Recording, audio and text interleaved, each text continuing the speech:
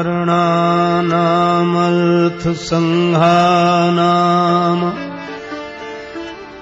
रसानां छंद सामपि मंगलानां च कर्तारौ वंदे वाणी विनायकौ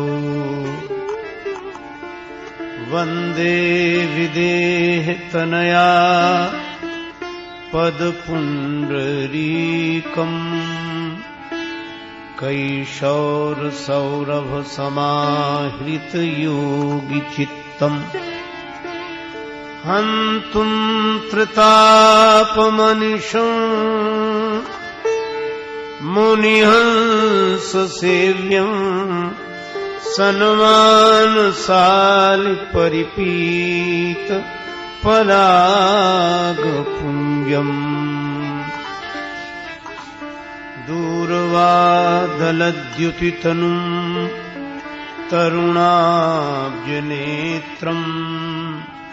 हेमाम्बरं वरविभूषणभूषिताङ्गम् कन्दर्पकोटिकमनीय किशोरमूर्तिम् पूर्तिम् मनोरथभुवाम भज जानकीशम् यत्र यत्र रघुनाथ कीर्तनम् तत्र तत्र कृतमस्तकाञ्जलिम् बाष्पवारि परिपूर्णलोचनम्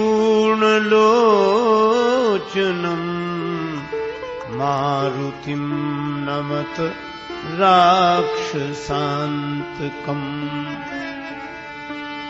गंगा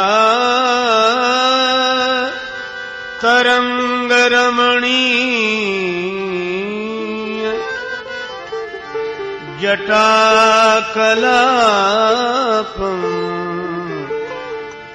गौरी निरंतर विभूषित वामभागम् नारायण प्रियमनंग मदापहारम् वाराणसी पुरपतिम् भज विश्वनाथम् श्री गुरुचरण सरोज रज निज मन मुकुर सुधारि वर्णो रघुवर विमल यश जोदायक फलचारि तुलसीदास जी के पद कमल बारंबार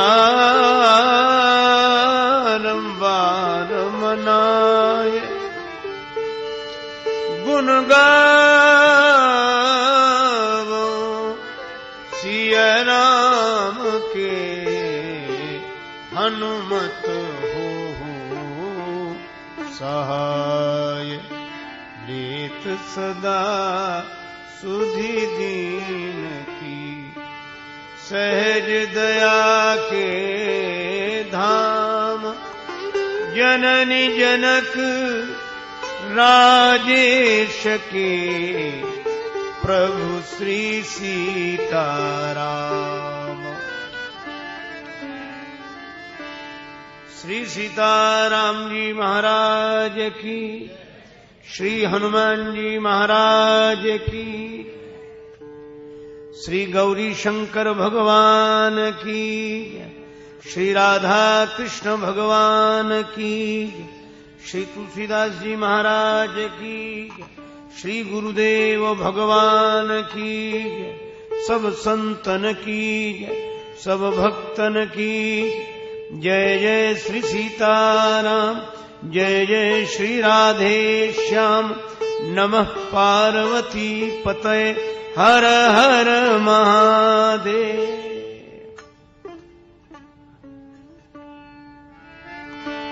जय सिया राम जय जय सिया राम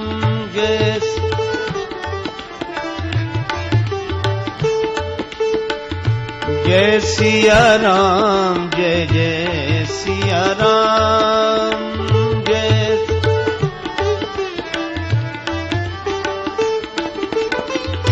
जय सिया राम जय जय सिया राम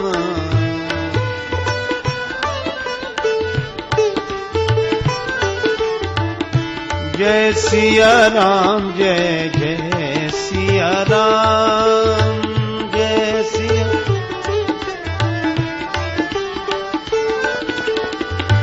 मंगल भवन अमंगल हारी मंगल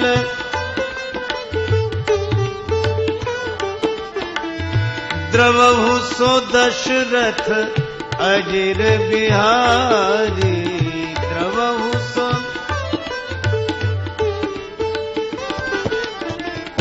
जय सिया राम जय जय सिया राम जय सिया राम जय जय जय सिया राम जय जय सिया राम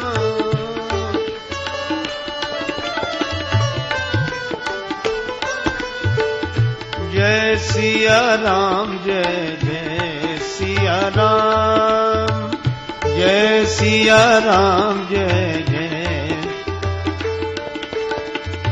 सुमिरि पवन सुत पावन नाम सुमिरि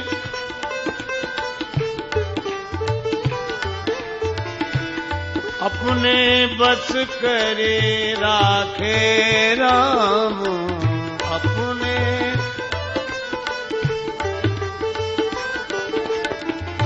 जय सिया राम जय जय सिया राम जय सिया राम जय जय जय सिया राम जय जय सिया राम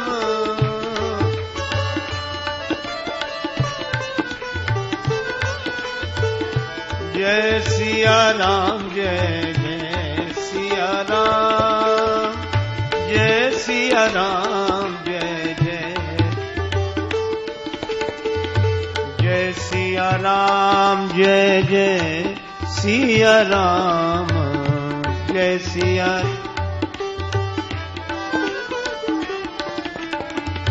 जय सिया राम जय जय सिया राम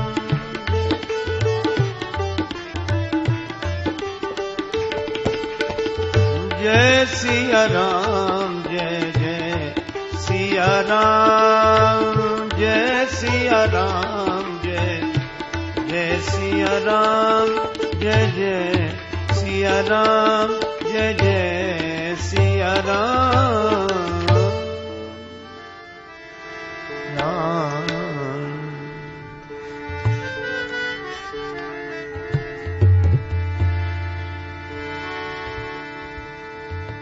गाए जा निरंतर श्री राम जानकी का जस राम नाम मंत्र नित्य वाणी को जपाए जा पदारथ चार संतों की संगति में उन्हीं का संदेशा शुभ सबको सुनाई जा नाए जा शीश तू राजेश गुरु चरण मध्य भूल के कुसंग में न खुद को मिलाए जा लाए जा पवित्र भाव अपने में मेरे मन तुलसी कृत मानस में डुबकी लगाए जा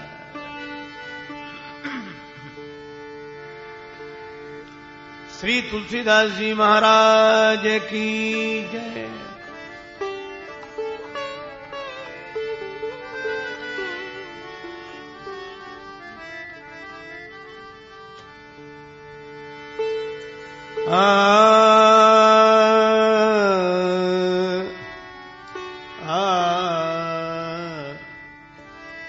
भगति करत बिनु जतन प्रयासा बिनु जतन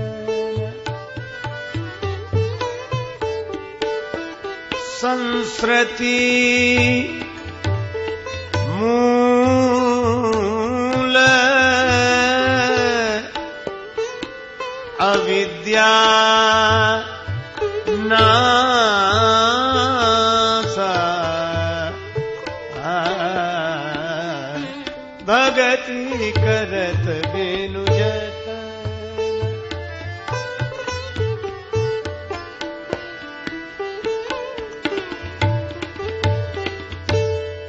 बिनु जतन प्रयासा संस्कृति मूल अविद्या नासा बिनु जतन प्रयासा भगति करत बिनु जतन करत बिनु जतन करत बिनु जतन। श्री रामचरितमानस की यह पावन पंक्ति संदेश देती है भगवान की भक्ति करने वालों को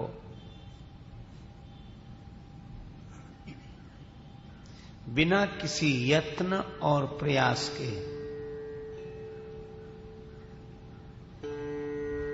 आवागमन की जो मूल अविद्या है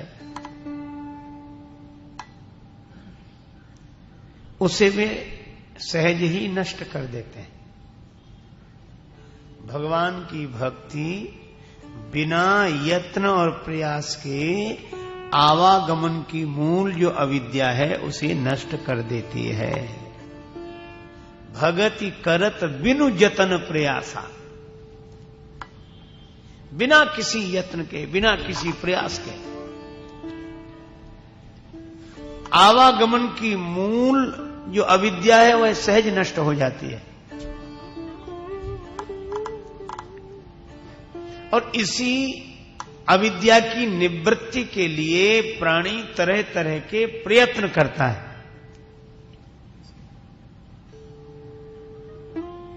पर भक्त को प्रयत्न नहीं करना पड़ता है, बिना प्रयास बिना यत्न के। ऐसी है भगवान की भक्ति की महिमा। अच्छा, अविद्या की निवृत्ति हो जाए तो मोक्ष सुख की प्राप्ति होगी। थल के बिना जल ठहर नहीं सकता।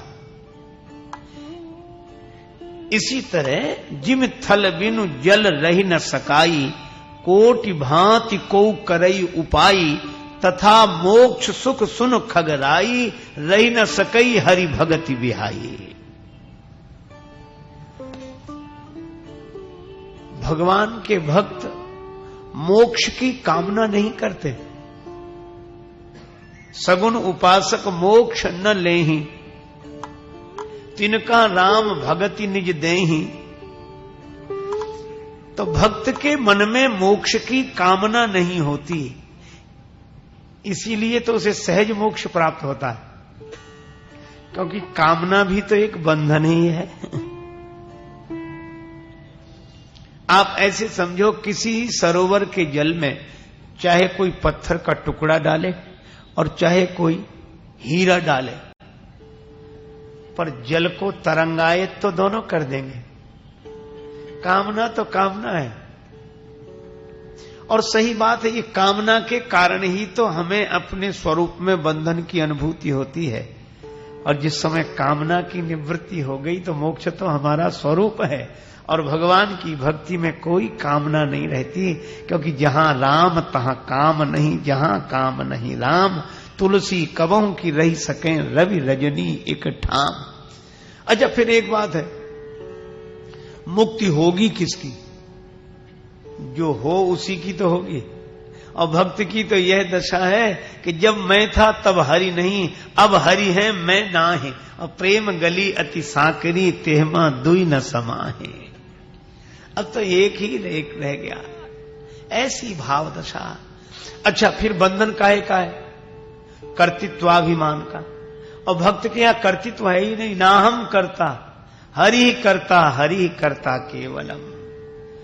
और जहां कर्तृत्वाभिमान भी नहीं रहा, अभिमान रहा ही नहीं, तो सकल शोकदायक अभिमाना और अभिमान पैदा होता अविद्या से। इसीलिए भगति करत बिनु जतन प्रयासा, संस्कृति मूल अविद्या नासा। तो जिस भक्ति की ऐसी महिमा है, उस भक्ति का स्वरूप क्या है? श्री रामचरितमानस में भगवान श्री राम ने शबरी माता को नवधा भक्ति का उपदेश दिया है, और श्रीमद् भागवत में भी नवधा भक्ति है। रामचरितमानस में संकेत भी है, श्रवणादिक नव भक्ति दृढ़ाही, और वह श्रीमद् भागवत की नवधा भक्ति है। श्रवणम कीर्तनम विष्णु स्मरणम पाद सेवनम अर्चनम वंदनम दास्यम सख्यम आत्मनिवेदनम। ये 9 प्रकार की भक्ति है। भगवान के गुणों का श्रवण करना, भगवान के स्वभाव का स्मरण करना,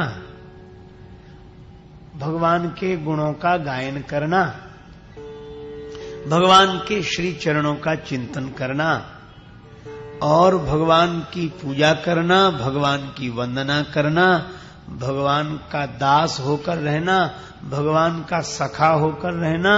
और 9वीं भक्ति है आत्मनिवेदनम। अब तक जो ये सब बन रहा था सखा और दास, उसी को समर्पित कर दिया। यह नवधा भक्ति श्रीमद् भागवत की है। पर रामचरितमानस में भगवान राम कहते हैं, नवधा भगति कहूं तो पाही,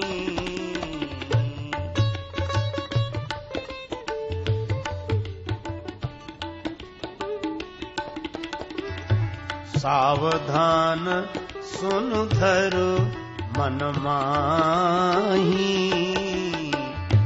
सावधान सुन धर मन माही।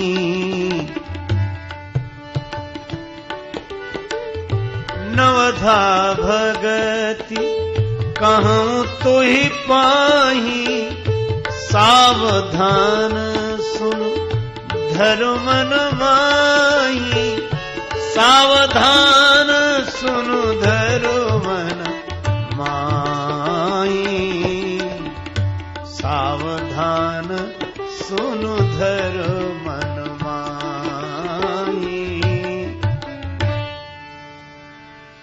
भगवान श्री राम माता शबरी से कहते हैं,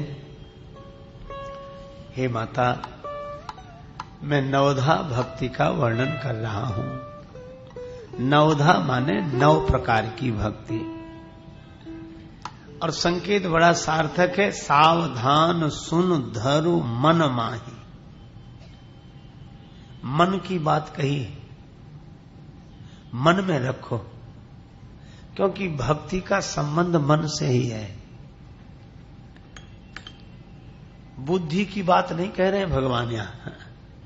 सावधान सुन धरु मन माही, क्योंकि मन को मानने की आदत है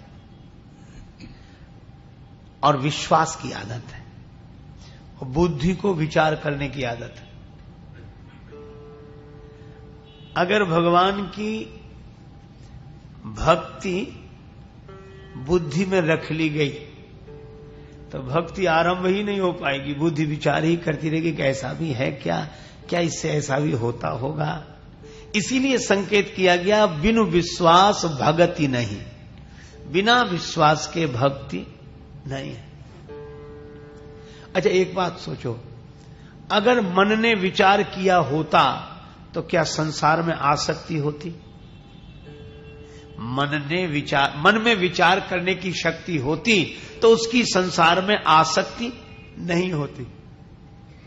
तो हमारे महापुरुषों ने बड़ी सुंदर युक्ति दी कि जो बिना विचारे संसार में आसक्त हो जाता है वही भगवान का भक्त भी हो सकता है। उसे विचार करना ही नहीं है। अब क्या सोचना। जैसे पार्वती जी से सप्त ऋषियों ने कहा कि कहां भगवान शंकर के चक्कर में पड़ गए। अब सुख सोवत सोचने भीख मांगी भव खाही। और वहां अरे हमने तुम्हारे लिए बड़ा सुंदर वर ढूंढा है। नारद जी ने तुम्हें बहका दिया और उस पागल के लिए तपस्या कर रही हो तुम। बौरे बरही लाग तप कीन्हा। बौरे माने बावला। जो बावला है उस वर को प्राप्त करने के लिए तप कर रही हो। ऐसा तो बिना तप के भी मिले तो कोई स्वीकार न करे। इसलिए नारद एक महात्मा है, ठीक है, पर उनके बारे में आप अच्छी तरह नहीं जानते हो। पर घर घालक लाज न भीरा। नारद सिख जे सुनई नर नारी अवश्य होई तज भवन भिखारी। अगर नारद जी का कोई उपदेश सुन ले तो घर छोड़कर भिखारी हो जाए वो। इसलिए शंकर जी को छोड़ो, फिर क्या करें। हम तुम कहां वर नीक विचारा। हमने तुम्हारे लिए बड़ा उत्तम वर खोजा है। कौन है। दूषण रहित सकल गुण राशि श्रीपतिपुर वैकुंठ निवासी। दूषण रहित, जिनमें कोई दोष नहीं है। महादेव में तो दोष ही दोष है। जे वर के दोष बखाने ते सब से उपहि मैं अनुमाने। और भगवान विष्णु नारायण दूषण रहित और समस्त गुणों के घर, सकल गुण राशि। और केवल इतना ही नहीं है, श्रीपति, धन धान्य से संपन्न लक्ष्मीपति हैं। और ये शंकर जी के पास है क्या। पहाड़ की चोटी पर बैठे और वो तो बैकुंठ निवासी। हमारी जिम्मेवारी असवर तुम्हें मिलाऊ व आनी। ऐसे वर से तुम्हारा विवाह करा देंगे। अब भक्त की स्थिति कैसी होनी चाहिए, यही संकेत है इस पर। पार्वती जी ने उन ऋषियों से भी कोई वाद विवाद नहीं किया। नहीं कह सकती थी कैसी बात करते हो, क्या है भगवान विष्णु में जो शंकर जी में नहीं है। अच्छा वो कहते कि नहीं भगवान विष्णु में जो है वो शंकर जी में नहीं है। और पार्वती जी कहती जो शंकर जी में है वो भगवान विष्णु में नहीं है।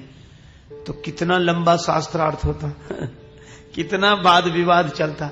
अच्छा चलो वाद विवाद चलता तो चलता, पर यह समय का दुरुपयोग है कि नहीं, बर्बादी होती। अरे इतनी देर भगवान का भजन करना चाहिए कि वाद विवाद करना चाहिए। इसीलिए भक्त की एक पहचान है, भक्त वह है जो वाद विवाद में न पड़े। हम लोग वाद विवाद करके ही अपने को भक्त समझते हैं कि हमने ऐसी बात कही वो चुप हो गए, हमारे भगवान कोई कम। अरे भाई ठीक है, लेकिन क्यों वाद विवाद करना। तुलसीदास जी से किसी ने कहा कि आपके राम जी भगवान तो हैं लेकिन थोड़ा कम है। और बोले भगवान कम है और श्री कृष्ण पूरे भगवान है, राम जी थोड़े कम है। तुलसीदास जी तो खुश हो गए और उसके हाथ जोड़ लिए, उसके आगे सिर झुकाने लगे। वो आदमी बोला कि हमने तो आपके राम जी को कम बताया और आप खुश हो रहे हो। तुलसीदास जी बोले तुमने यही तो कहा कि राम जी कम भगवान है, मुझे तो आज पता लगा कि वो भगवान भी हैं, भले ही कम सही। अब वो भगवान ना भी होते, जो जगदीश तो अति भलो, अगर वे भगवान है तो बड़ी अच्छी बात है। और ना भी हो जो महिष, अगर वे राजा हैं तो भाग, तो मेरा सौभाग्य है। क्या चाहते हो? बोले हमें भगवान और राजा से कोई लेना देना नहीं है, तुलसी चाहत जन्म भरी राम चरण अनुराग। मैं तो राम जी के चरणों में अनुराग चाहता हूं जीवन भर, बस यही मेरी बात। तो भक्त कभी विवाद में नहीं पड़ता। एक जगह तुलसीदास जी कहते हैं, सिय राम स्वरूप अगाध अनूप, बिलोचन मीनन को जल है, श्रुति राम कथा मुख राम को नाम, ये पुनि राम ही को थल है, गति राम ही सो मति राम ही सो, रति राम सो राम ही को बल है। तो ये सबकी बात कह रहे हो?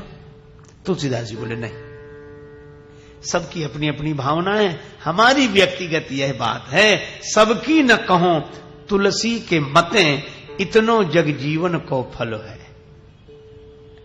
मेरा अपना यह विश्वास है।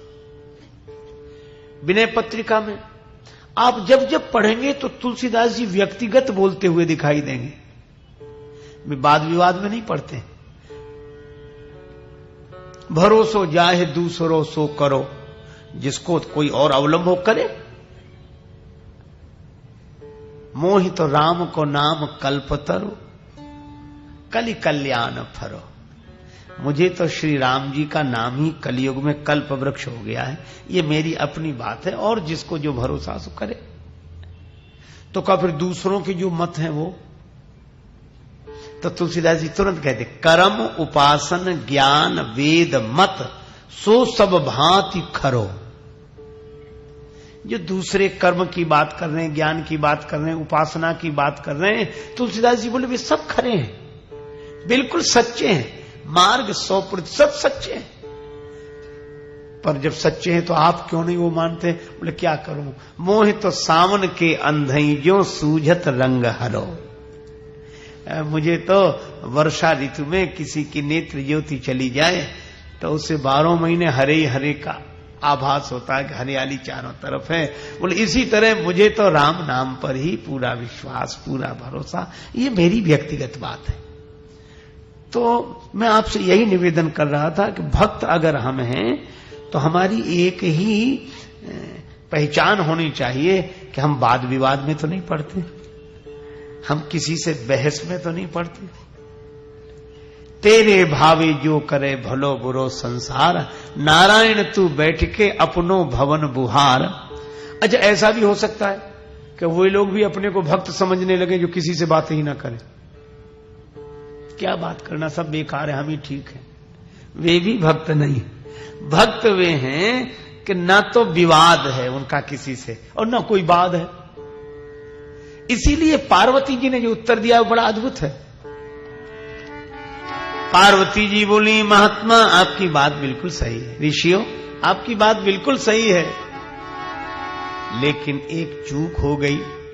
जो तुम मिलते हो प्रथम मुनीषा, सुनते हूं सिख तुम्हारे धर सीसा।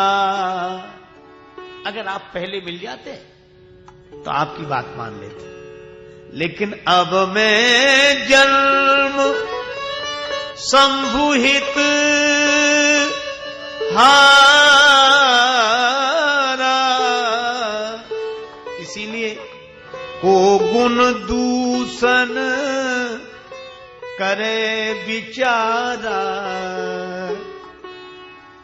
अब कौन गुण दोष का विचार करे? बनाकर तुझको मौला खुद को बंदा कर लिया मैंने, और महंगा हो या सस्ता अब तो सौदा कर लिया मैंने।